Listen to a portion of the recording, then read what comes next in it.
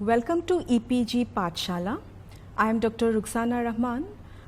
From the Department of Women's Studies.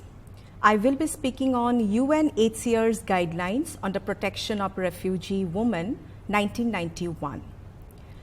This discussion focuses on how conflict effectively displaces women in the conflict zone, people as a whole, and also it focuses light on how women face problems that is much different from men in the relief camps.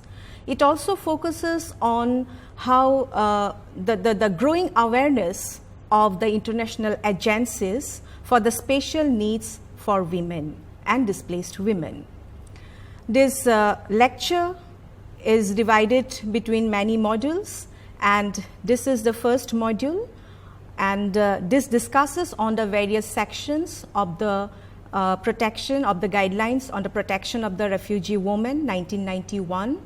It also discusses the guidelines in the context of India and also legal provision of it.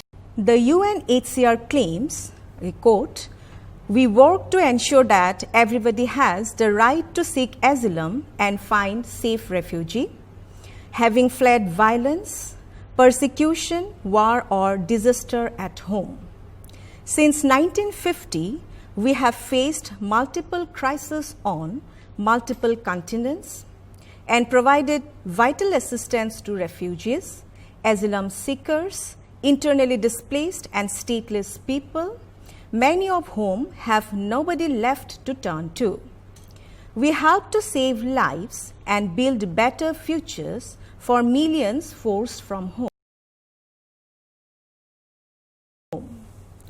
The Office of the United Nations High Commissioner for Refugees, UNHCR, also known as the United Nations Refugee Agency, is a United Nations program mandated to protect and support refugees at the request of a government or the United Nations itself, and assist in their voluntary repatriation, local integration, or resettlement to a third country.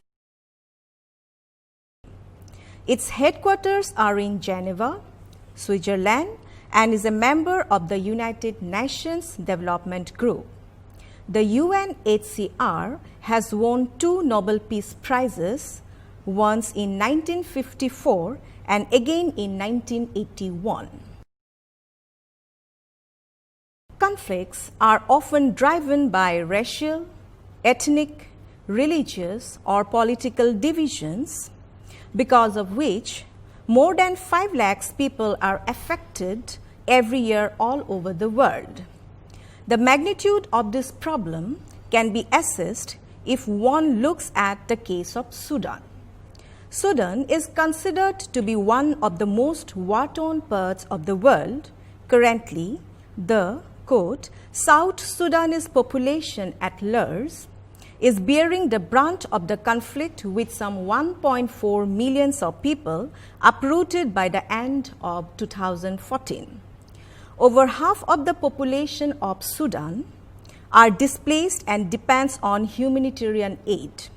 This requires the active role of international organizations for the rehabilitation of the affected people in the camps. War, communal and ethnic conflicts affect the local population, specifically the women, as it displaces them from their private spaces. People, irrespective of gender, are affected by the violence unleashed by conflict, but women and girls are at higher risk because of their status in the society and their sex."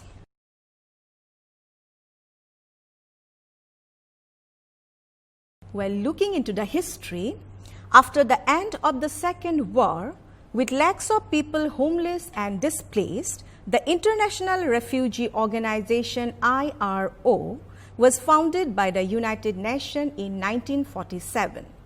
Before its establishment, the United Nations Relief and Rehabilitation Administration had been created in the year 1944, was replaced by International Refugee Organization.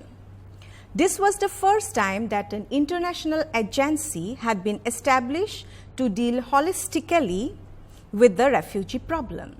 The IRO was again replaced, and in its place, a new body called the United Nations High Commissioner for Refugee was founded, a subsidiary organ of the General Assembly in December 1949, to function for a period of 3 years starting from the year 1951. UNHCR's mandate was originally set out in its statute annexed to Resolution 428-5 of the United Nations General Assembly of 1950. After 3 years, it was supposed to be disbanded, but since the problem of refugees and internally displaced persons has only increased, this mandate has been subsequently broadened by numerous resolutions of the General Assembly and its Economic and Social Council. And the UNHCR is now one of the most important organizations of the United Nations. The mandate of the UNHCR is to provide, on a non-political and humanitarian basis, international protection to refugees and to seek permanent solutions to them. The refugee problem has assumed a global face. Hungary, Hong Kong, and the Algerian refugees in Tunisia and Morocco all have needed the services of the UNHCR. In the 1960s, there were a large number of people displaced from their homes and refugee status in Africa as the continent underwent steady unrest and civil disruption in many of the countries, in its especially Sudan. With the urgent requirement of aid and other kinds of help, including rehabilitation, the attention of the UNHCR became focused on its part of the world, unlike times when it was almost completely Europe-centric. In the following decade, as for example in the 1970s, the new nation of Bangladesh was born. During its flight of independence, masses of people from East Pakistan moved into India, creating a whole range of problems, many of which India still continues to grapple with. Further, East was the country of Vietnam, where the war had caused thousands to flee their country and seek refuge in their nations. In the 1980s, these migrations, caused not just by war, but also by clashes between different ethnic groups, affected the countries where the refugees had gone. Further complexities were added to the situations due to hostilities and rivalries among the rich nations.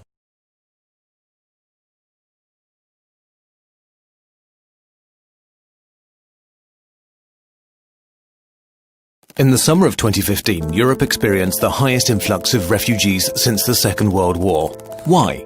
The main reason is that Syria has become the world's top source of refugees. Syria is located in the Middle East, an ancient, fertile land settled for at least 10,000 years. Since the 1960s, it's been led by the al-Assad family, who have ruled it as quasi-dictators until the Arab Spring happened in 2011, a revolutionary wave of protests and conflicts in the Arab world that toppled many authoritarian regimes.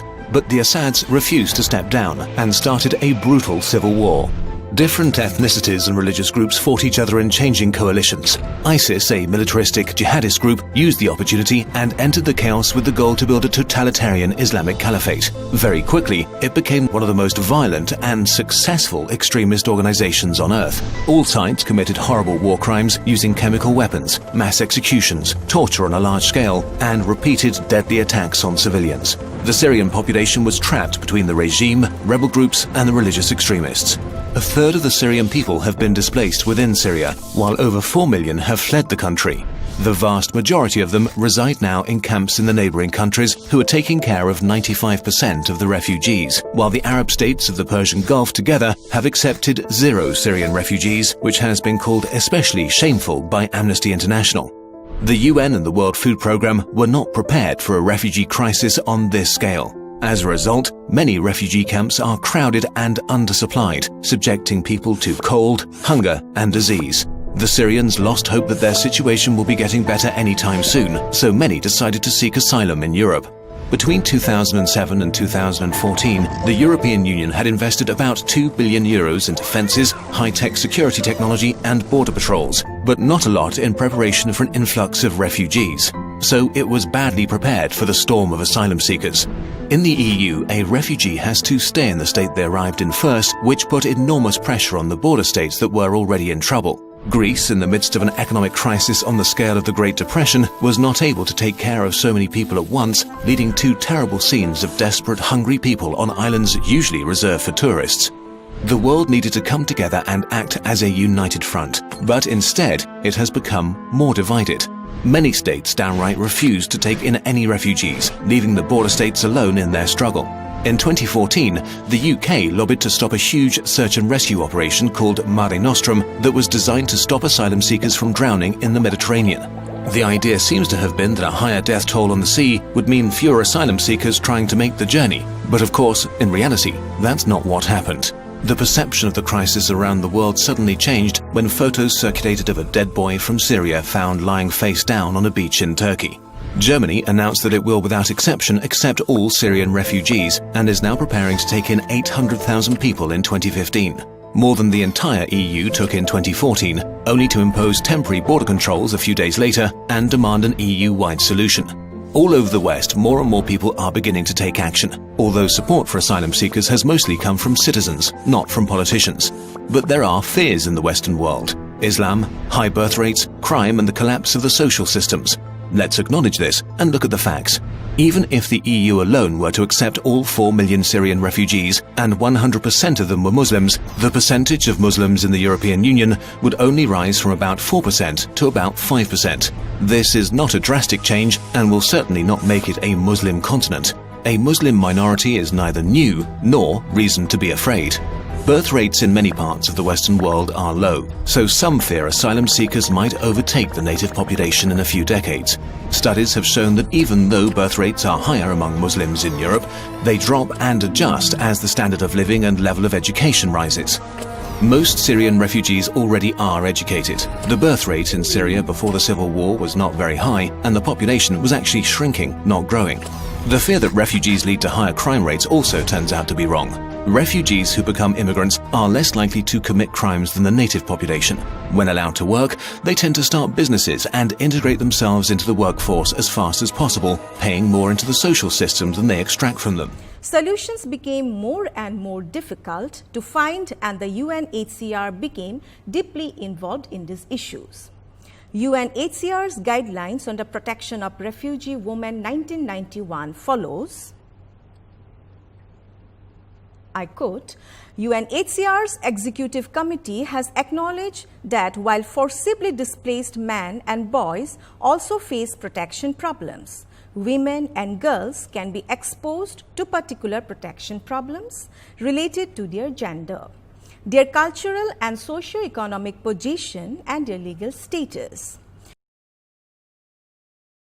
Some of the common problems that refugees or internally displaced women might face are sexual and gender-based violence, including rape, forced abortion, trafficking, sexual slavery, and the intentional spread of sexually transmitted infections, including HIV and AIDS.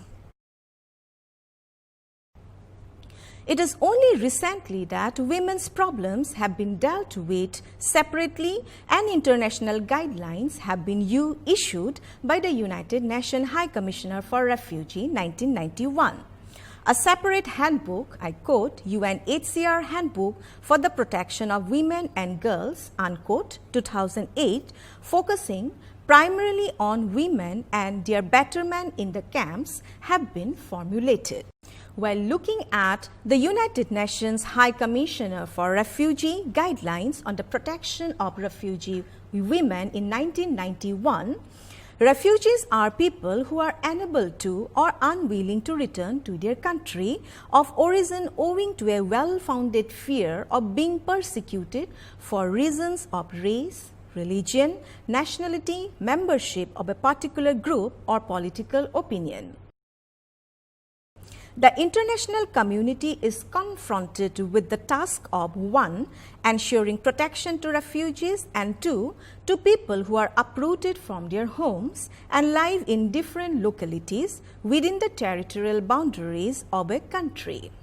They are identified as internally displaced persons. Internally displaced persons are persons or groups who have been forced or obliged to flee or to leave their homes or places of habitual residence, in particular as a result of or in order to avoid the effects of armed conflict, situations of generalized violence, violations of human rights or natural or human-made disasters, and who have not crossed an internationally recognized state border. The Office of the United Nations High Commissioner for Refugees, it requires protection because they become doubly disadvantaged, firstly because they are possible victims of the ethnic and civil wars and other acts of aggression, and secondly because they are outside their own countries and are unable to protect themselves as they could have in their own countries. The guidelines of the United Nations High Commissioner for Refugees have been divided into different sections. Section 1 identifies the areas the agency has to provide protection to refugee women. The guidelines take into account the vulnerability of women in conflict situations. Section 2 contains directions for evaluating the protection for refugees. Section 3 identifies 2 protection needs of refugee women, one physical security and the other legal problem. Section 4 suggests improvements that can be made in the guidelines to avoid abuse at the border. The guidelines accommodate rehabilitation and relief measures for the refugees. It incorporates the need for education of refugee children and development of income generation skills for refugee women. Section 5 of the guidelines outlines further actions to be undertaken once the protection of refugee women is dealt with. The UNHCR guidelines identifies the areas which require interventions. There are few areas for the intervention. The guidelines cite the necessity of incorporating women in decision making and skill developing programs. It takes special measures for refugee women crossing borders. It reuniting separated families forms one important task for the agency. It has made special provisions for assisting refugee women and single-headed women households to access food, water, firewood, health and shelter. It also assists women in registering for documents that are likely to be lost during flight. While assisting the refugee families and the women in particular, UNHCR tries to acquire an in-depth understanding of the conflict situations in the home country of refugee women. Number 1, they attempt to locate the immediate reasons for the flight from their home country to the asylum country and try to analyze the future possible movements of people from country to another. Number 2, UNHCR does not limit its operations only to emergency relief operations. It also tries to restore and help the refugee population adapt and develop coping strategies. For this, UNHCR attempts to understand the women's responsibilities and the role played by them prior to flight. The UNHCR has also noted that women are more vulnerable during flight and their stay in their refugee camps for the following reasons. A. Camps and security. Refugee women face danger due to A. Dilapidated conditions of the camps, B. Communal housing which does not provide any privacy for women, C. Location of bathing areas at an unsafe distance. The UNHCR guidelines seek to improve the housing conditions of refugee women. It also seeks to improve the structural conditions of the camps for example, the lighting of that site, proper security deployed to avoid protection issues. Camps often function as sites from where women are trafficked or are forced to become soldiers. The guideline stresses the necessity of counseling sessions and the immediate relocation of refugee women who are exposed to exploitation. Due to infrastructural inadequacies, women often fell prey to abduction, rape, and molestation. I quote, "Traditional mechanisms for protection of the vulnerable may be lost when refugees are forced to live in such camp surroundings. In particular, the communal support systems for protection of widows, single women, and unaccompanied girls are often no longer present. Aged and disabled are also particularly vulnerable." Unquote, UNHCR 1991. Prostitution is a frequently reported problem for most abundant and single-headed household women. Prostitution is often a result of the breakdown of the socio-cultural fabric of the society. The lack of money and the desire to be self-sufficient also forces women into prostitution. The guideline states that if alternative forms of income are not provided to them, prostitution will continue to be a frequent problem within the refugee population.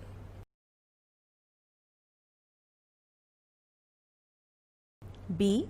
Food distribution and health care. Women, including pregnant or lactating women, are at greater risk after flight. Usually, international organizations, in consultation with the male camp leaders who are generally unaware of the requirements of the women in the camps, distribute food and basic necessities. The guidelines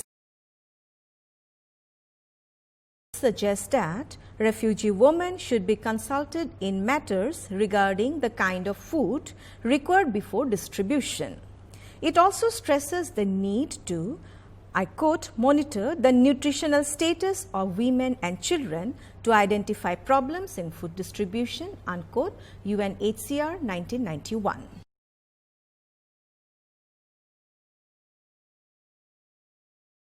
Any lapse in the nutritional level of the refugee woman would need the UNHCR officials to take immediate steps to review the food distribution policies. The guideline stresses the need of proper health care for women. Good health care also helps in identifying protection problems of women who have suffered rape and abuse. C. Access to education. An added problem that the refugee face is the lack of education. The access to education among women is worse. Hence, UNHCR seeks to ensure that refugee girls and boys have equal opportunities.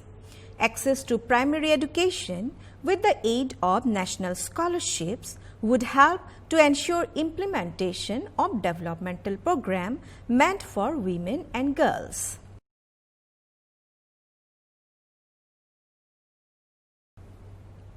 Such problems can be resolved with the involvement of refugee women. The guidelines state the necessity of incorporating the needs of refugee women while formulating any interventions to improve their security.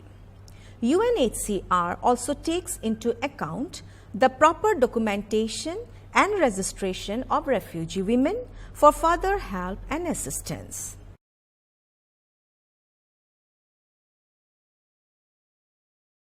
The guidelines have become important as it raises within the UNHCR staff and partners about the security issues faced by refugee women and indicate ways of resolving the problems. One needs to keep in mind the fact that the guidelines were introduced after almost 3 decades of UNHCR's inception. Also, one must remember that in spite of the guidelines, incidents of violence amongst women or violence against women in conflict areas by the peacekeeping forces themselves have been reported. While looking into the Indian context, India is not new to the refugee problem. One of the largest human migrations known to history took place at the time of the birth of Pakistan, when India country was divided by the British in 2 countries. This mammoth migration of thousands of Hindus moving from what became Pakistan into India, and similarly thousands of Muslims moving into Pakistan from India, was accompanied by a bloodbath so horrible that almost 70 years later the tremors still resonate. The psychological and wounds of that time seem to have become permanent and erupt off and on till today. At the time of the birth of Bangladesh, too, India had aided Bangladesh in its fight for freedom, and after the formation of that country was left to cope with a massive refugee problem. Sri Lanka too has had thousands of its nationals cross over into India when civil war had broken out and the LTTE had announced a full-scale war against the Sri Lankan government. A substantial number of Tibetan nationals too have sought asylum in India as border skirmishes between the Sino-Tibetan border take place frequently. The Indian borders are porous and crossovers from other countries are a routine matter. The UNHCR therefore has an important role to play in the country, which it does in collaboration with the government. The UNHCR's office located in New Delhi has a branch in Chennai, from where it deals with the Sri Lankan refugees, addressing the problems of repatriation and refugee status determination. Its officers have been approached by people ranging from countries as diverse as Myanmar, Afghanistan, Iraq and Somalia. The office also issues long-term visas, LTVs, which confer the right to work in the country to refugees. In India, UNHCR also works with several NGOs such as BOSCO, the Socio-Legal Information Center, the Gandhi National Memorial Society, the Confederation of Voluntary Agencies and Development and Justice Initiative DAJI, who play an essential role in the protection of refugees and asylum seekers. The works of the UNHCR cover wide-ranging services from education, health, legal counseling to giving vocational skills and helping with livelihood. Part of the work includes helping refugees with the process of returning to their own country, helping with the process of integration within the country as per the laws of the country for those who desire it, recommending sometimes the resettling in a third country when security is a special issue. The UNHCR serves as a platform for raising awareness through discussions and reaches out to professionals and members of civil society alike. It provides technical expertise to universities and research institutes and is involved in the postgraduate diploma in refugee law given by the Indian Society of International Law in New Delhi. The discussion also talks about the legal position. So while looking at the legal position, there is no national model law in India for granting statutory protection to refugees, although it has been on the anvil for some time. Such a law would set a procedure to be adopted for the granting of refugee status with its accompanying considerations. India, along with all other South Asian states, is not a party to the United Nations Conventions relating to the status of refugees 1951 Conventions and the protocol relating to the status of refugees of 1967 Protocol. However, the country claims that even without being a formal signatory, it has been sympathetic to refugee, although critics contend that the refusal lies in the financial commitment that goes along with signing the convention. In India, refugees are placed under three broad categories. Category 1, those refugees who receive full protection from the Indian government, like the Tamil refugees from Sri Lanka. Category 2, refugees are those who are granted refugee status by the UNHCR and are protected under the principle of non-refoulement, for example, the Burmese and the Afghan refugees. Although India is not a party to the 1951 Convention, it is bound by the international customary law principle of non-refoulement that prevents a country from expelling refugees to countries where their life and liberty are under serious threat.